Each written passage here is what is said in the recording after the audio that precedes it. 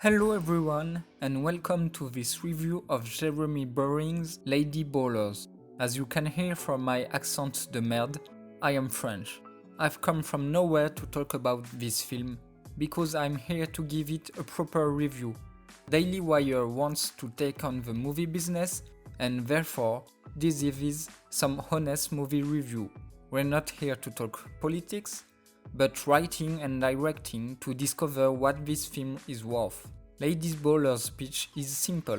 A decadent coach calls on his former men's basketball team to compete as a woman trans in the next women basketball competition.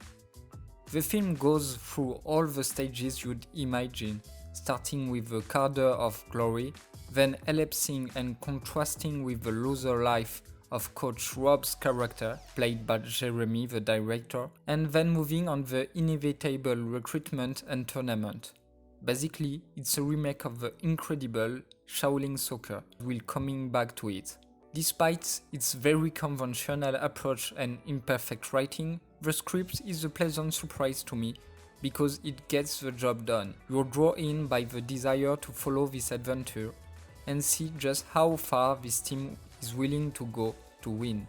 The scathing humor is sprinkled with a welcome absurdity that keeps things varied and avoids sticking to jokes derived exclusively from the pitch, as the trailer might suggest. The cast is uneven, but not necessarily because of the vast number of cameos from the Daily Wire. To tell you the truth, I didn't know that 3 of the main actors were from here. I'm thinking of Jake Crane, Blaine Crane, and above all the excellent David Cohn.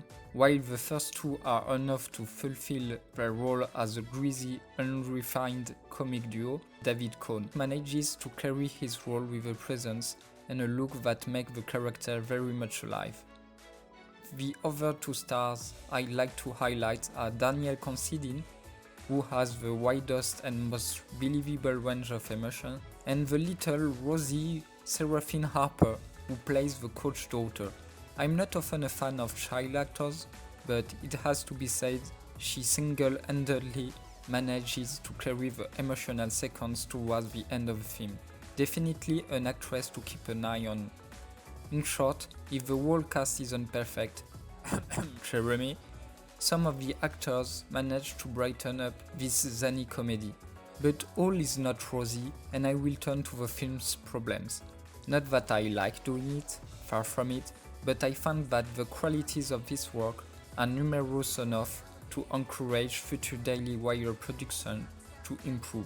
And I'd say the major flaw is its actor, director and screenwriter Jeremy Boring. I'm convinced by Lady Ballers that Jeremy is an excellent producer. He knows how to put together a team quickly because judging by some of the jokes, I wouldn't be surprised if this film was made in a year, which is very short for a movie.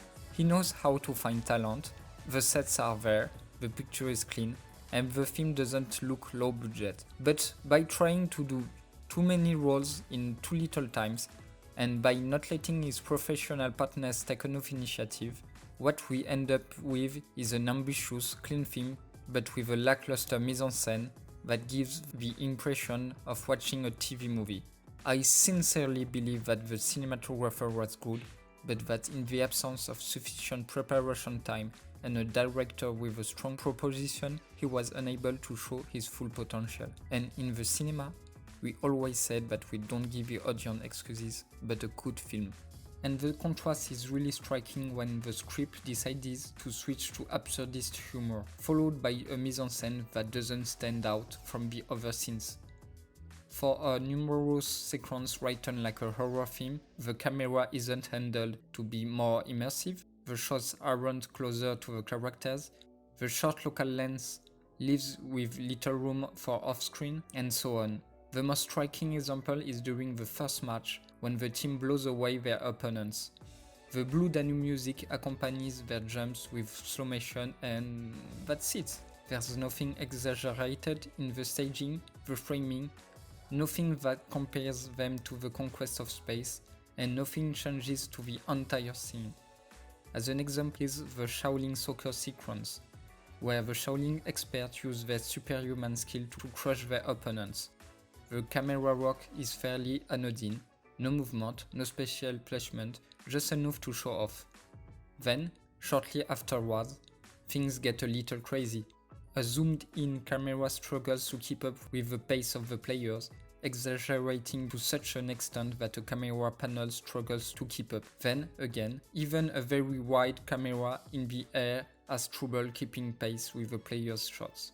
There, you can feel the director's intent. While the script is great and funny, a weakness is apparent. The emotional sequences are too factual. What's that supposed to mean, you'll ask? I'll answer, ta gueule, it's my video. And also that I mean that the characters rely too much on constructed arguments during arguments. I burst out of laughing to the detriment of the film when the diverse main character understands his mistake when someone spouts statistics about the disadvantages of children raised in a divided family. Who throws stats in a movie? If facts don't care about feeling, in fiction, feelings don't care about facts. And the same goes to the characters. When Considine's character ends up being convinced by facts when he was presenting a problem with emotion, we don't believe it for a second. What's worse is the final act. The reversal of fortune works because it's based on emotion, and I repeat, the big sequence with Rosie is both very well acted and well written. Whatever the Daily Wire message is, documentary convinces through facts with a bit of emotion, and fiction convinces through emotions with a little of facts. In conclusion, if the 7.6 rating on IMDb is a little high for my taste, I think this film deserves to exist and above all, to be the basis for future better comedies from Daily Wire. If this film is clearly not an argument on its own for a subscription, it's certain that cumulating with other proposals, and especially as a promise of future possible good films on this subscription service, is a stone in the edifice that the newspaper is trying to build. Bonne journée à vous, chers Américains. See ya.